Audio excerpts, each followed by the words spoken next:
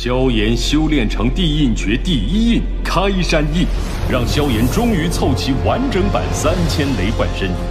可法斗技并不完整，谁知火焰散去后，众人这才震惊发现，炎的中州之行带来什么样的隐患。 Lúc này đây, sau khi bàn tay đập mạnh xuống mặt đất, một bức tường đã liền được dựng lên. Sau đó, nó liền vây hãm Nạp Lan Yên Nhiên ở bên trong. Thấy vậy, ba tên sắc mặt dữ tợn gầm lên hét lớn quát: Đại điện chi linh, thổ dung chi pháp! Tiếng quát vừa dứt, hư ảnh một con rồng đất cũng liền xuất hiện trên mặt đất, rồi lao thẳng về phía Nạp Lan Yên Nhiên mà lao tới. Lúc này, nữ nhân kia chỉ biết lẳng lặng đứng nhìn mà thôi, nàng đã không thể làm gì. Thế nhưng đúng vào lúc đó, từ trên trời cao, một thanh huyền trọng xích từ đâu xuất hiện, bất chợt lao xuống phóng thẳng vào đầu con rồng đất kia. Một tiếng nổ ầm ầm vang lên, con rồng đất kia bị đập bay. Từ trong băng tuyết, thân ảnh Tiêu Viêm trên tay cầm huyền trọng xích đang cắm xuống mặt đất cũng liền hiện ra chắn trước người Nạp Lan Yên Nhiên. Chứng kiến thân ảnh kia, Nạp Lan Yên Nhiên run lên, ánh mắt thập phần kinh ngạc, thanh âm run rẩy vang lên nói: Tiêu Viêm. Nghe vậy, Tiêu Viêm không quay đầu nhìn lấy một cái mà chỉ lạnh lùng nói: Không sao chứ? Thấy thế, Nạp Lan Yên Nhiên đáp: Không, ta không sao. Ở phía trước, nhìn thấy Tiêu Viêm xuất hiện, một trong số ba tên kia lèm bèm nói: Vị bằng hữu này, ngươi muốn anh hùng cứu mỹ nhân sao? Nghe vậy, Tiêu Viêm lạnh lùng quát: Phắn! Dứt lời, thân hình quỷ dị của Tiêu Viêm cũng lập tức phóng về phía ba tên kia. Chỉ trong tích tắc, trong tay Tiêu Viêm, từng quyền mạnh mẽ tung ra đã liền đệm mạnh vào thân thể của đám người kia, khiến bọn chúng bắn bay ra xa. Thế vậy, cái tên nằm trên tảng đá kia giở khuôn mặt gian xảo, thanh âm vang lên nói: Không tồi, ngươi chính là Tiêu Viêm sao? Nghe thế, Tiêu Viêm lạnh lùng không đáp. Còn phía sau, Nạp Lan Yên Nhiên thanh âm liền vang lên nói: Tiêu Viêm, cẩn thận, hắn rất mạnh. Tại sao bọn họ lại ra tay với ngươi? Ở ngoài Thiên Mục Sơn có một mê trận, ta có thông linh bạch hồ có thể vượt qua mê trận, vì thế đám người kia muốn đoạt nó của ta. Nghe vậy, Tiêu Viêm nhíu mày. Còn tên kia, hắn ta nhìn Tiêu Viêm, thanh âm liền vang lên quát: Mặc kệ ngươi có là ai, Vương Trần ta cũng không dễ dàng rời đi như thế. Thấy tên kia nói ra tên mình, nàng giật mình thốt lên nói: Ngươi là Vương Trần của Hoàng Tuyền Các sao? Tiêu Viêm, hay là đem bạch hồ cho bọn hắn đi? Không có bạch hồ, chúng ta sao qua được mê trận? Yên tâm đi, việc này giao cho ta. Dứt lời, Tiêu Viêm hướng về phía Vương Trần nói: Thông linh bạch hồ này, ngươi nếu muốn, phải xem ngươi có bản lĩnh đó hay không. Trước đó không lâu, ta đã gặp Đường Ưng, hắn ta nói phía sau sẽ có bất ngờ. Quả nhiên là ngươi. Nếu đã như thế, ta muốn xem liệu ngươi có thể chơi đùa tốt như lời của hắn không. Tiếng nói vừa dứt thì thân hình hắn liền hóa thành một đạo hắc tuyến, vọt mạnh tới, trong nháy mắt liền hiện ra trước mặt Tiêu Viêm, nắm tay phủ kín năng lượng màu đen mang theo một cỗ gió tanh không hề hoa lệ, đánh thẳng về phía Tiêu Viêm. Đối diện với tên kia, huyền trọng xích trong tay vung lên, Tiêu Viêm liền cùng tên kia hung hăng va chạm. Khoảnh khắc hai người đánh vào, một trận rung động bất chợt ầm ầm bạo phát, đất đá xung quanh như vỡ nát, khoảng không nơi đây như bị chậm một nhịp. Thấy vậy, Nạp Lan Yên Nhiên giật mình sợ hãi, khóe miệng run rẩy không nói thành lời. Còn Vương Trần nhìn Tiêu Viêm vừa xuất chiêu, hắn kinh ngạc nói: Là diệu hỏa sao?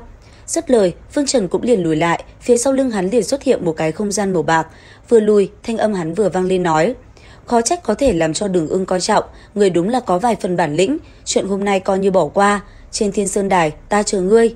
Dứt lời, Vương Trần cũng liền biến mất trong màn ánh sáng kia. Còn Tiêu Viêm thấy đám người kia lùm cồm bò dậy, thanh âm vang lên quát: Các ngươi còn chưa phắn sao? Nghe thế, đám người kia không dám quay đầu một mạch cũng liền bỏ chạy về phía xa. Nhìn đám người kia rời xa, Tiêu Viêm mới nhẹ nhàng nói: Ngươi cũng muốn đi đến Thiên Sơn Huyết Đàm sao? Mặc dù là biết thực lực của ta muốn lọt vào con số 10 người là rất khó, nhưng ta cũng muốn đến một lần cũng coi như lịch lãm. Thời gian qua, các ngươi khỏe chứ? Ngươi muốn hỏi về lão sư sao? Cô ấy có khỏe không? Lão sư rất tốt. Cô ấy cũng ở Trung Châu Bắc Vực sao? Lúc ta đi ra ngoài thì lão sư có dặn qua, không cho ta nói với người khác về chỗ ở hiện tại của lão sư, đặc biệt là ngươi. Nghe vậy, Tiêu Viêm chỉ biết lắc đầu cười nhẹ, đáp: Không nói thì không nói, chỉ cần cô ấy không có việc gì là được. Ta cũng muốn đi Thiên Sơn Huyết Đàm, nếu như ngươi muốn, có thể đi theo ta. Sẽ không liên lụy đến ngươi chứ? Ta đối với Dạy Thiên Mộ cũng không quen, ngươi còn biết một ít. Có ngươi, ta cũng có thể bớt lo một chút. Nghe vậy, Nạp Lan Yên Nhiên gật đầu. Sau đó, hai người cũng nhanh chóng tiến về phía trước.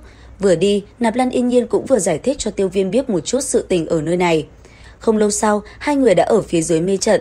Nhìn mê trận lơ lửng giữa không trung kia, lông mày Tiêu Viêm chợt nhíu lại. Bất chợt, đang trong lúc Tiêu Viêm không để ý thì từ trên trời cao bất chợt xuất hiện hàng loạt công kích ầm ầm phóng tới. Thấy thế, Tiêu Viêm cùng Nạp Lan Yên Nhiên cũng mau chóng lùi ra xa. Tuy nhiên, tên kia vẫn công kích Tiêu Viêm vô cùng ác liệt. Trên tay hắn ta, từng đạo năng lượng không ngừng phóng xuống khiến Tiêu Viêm phải tránh né hết sức vất vả. Sau một hồi, cước bộ của Tiêu Viêm bất chợt biến ảo, để lại tàn ảnh, anh ấy liền lao về phía trước đập mạnh vào người tên kia, chấn bay hắn ta ra xa. Thế nhưng, ở gần đó lại xuất hiện một tên khác, chỉ trong thoáng chốc đã lao về phía Nạp Lan Yên Nhiên công kích tới. Thấy vậy, Nạp Lan Yên Nhiên sợ hãi, nàng cũng không kịp phản kháng. Tuy nhiên, cũng đúng vào khoảnh khắc nguy hiểm, từ phía xa, thân hình Tiêu Viêm đã như tia chớp lao tới chắn người trước nàng. Sau đó, một quyền tung ra, anh ấy liền đấm bay tên kia về phía sau. Sau đó, thanh âm Tiêu Viêm vang lên quát, tới gần phạm vi 10 thước lập tức bỏ mạng. Nghe thế, đám người kia không cam lòng, bọn họ nhìn những người xung quanh nói, mọi người cùng nhau ra tay, đoạt lấy Thông Linh Bạch Hồ. Thiên Sơn huyết đảm kia, chúng ta có thể có một phần. Dứt lời, một đám người với hai cánh sau lưng đã liền lao về phía Tiêu Viêm. Thấy vậy, thu lại trọng xích vào trong tay. Ngay sau đó, đấu khí trên thân xích bùng cháy, Tiêu Viêm liền thi triển Diệu Phân Phệ Lạng Xích một chiêu đập thẳng về phía trước. Trong khoảnh khắc va chạm, cỗ năng lượng đỏ rực kia liền đập bay toàn bộ đám người đang lao tới ra xa, thân thể đập mạnh xuống mặt đất. Lúc này, Tiêu Viêm mới nhìn Nạp Lan Yên Nhiên nói, cô đi vào trước đi. Nghe vậy, Nạp Lan Yên Nhiên nhẹ gật đầu đáp, ta sẽ ở cửa mê trận chờ ngươi tiến vào, không nên đi loạn, cẩn thận một chút. Thấy thế, Tiêu Viêm khẽ gật đầu, còn Nạp Lan Yên Nhiên ôm chồn bạc, nàng cũng liền phóng người lên đi vào mê trận. Tuy nhiên, đám người kia rất nhanh đã liền lao lên muốn ngăn cản nàng. Đáng tiếc, trọng xích lại một lần nữa vung ra, Tiêu Viêm đã liền đánh bay một đám người nữa. Làm xong, Tiêu Viêm định quay đầu bay về phía mê trận thì bất chợt một lão giả xuất hiện, thanh âm vang lên nói, chàng trai, thủ đoạn rất ngoan độc, nhưng mà chẳng lẽ ngươi khiến nơi này loạn lên như vậy rồi, ngươi nghĩ rời đi dễ dàng như vậy sao? Nghe vậy, Tiêu Viêm liền hướng về người kia đáp, vị lão tiên sinh này hẳn là tiền bối Kim Thử tộc rồi. Tiểu tử, người ánh mắt cũng không tệ lắm. Vạn bối Tiêu Viêm đem nơi này biến thành bộ dạng như vậy cũng là do tiểu tử lỗ mãng, mong rằng lão tiên sinh không trách móc. Đây là một chút ít khí tu đan, mặc dù có lẽ không lọt vào pháp nhãn của lão tiên sinh, nhưng dùng để hồi phục đấu khí cũng có hiệu quả không tệ. Nghe vậy, vị lão nhân kia vui sướng sau đó nói, ha ha, tiểu tử, ở thời điểm đầu tiên khi ta nhìn thấy ngươi cũng đã cảm thấy rất thuận mắt. Yên tâm đi, nơi này ta sẽ cho ngươi thu thập, tiểu tử ngươi không cần lo lắng gì. Đã như vậy thì đa tạ lão tiên sinh rồi. Lão phu gọi là Kim Cốc, ngươi đi đi. Nghe thế, Tiêu Viêm cũng lập tức phóng người lên không trung và bay vào mê trận. Vừa vào, Nạp Lan Yên Nhiên cũng đã sẵn ở bên trong đó. Sau đó, nàng liền đi về phía Tiêu Viêm và dẫn anh ấy rời khỏi mê trận một cách dễ dàng. Cuối cùng, sau khi trở ra từ mê trận, hai người thân hình liền phóng thẳng về phía đỉnh núi mà đến. Cũng trong lúc đó, ở tại đỉnh núi Thiên Mộ, trong khi Phượng Thanh Nhi đang suy nghĩ về Tiêu Viêm thì bất chợt, vị lão nhân giám khảo của lần tuyển chọn lần này xuất hiện, thanh âm vang lên nói, đã đến giờ, sấm quan bắt đầu đi. Dứt lời, ông định cho khảo nghiệm bắt đầu thì từ trên trời cao, thanh âm Tiêu Viêm bất chợt vang lên nói, khoan đã. Thanh âm vừa dứt, giữa không trung bất chợt xuất hiện hai đạo thân ảnh rơi xuống.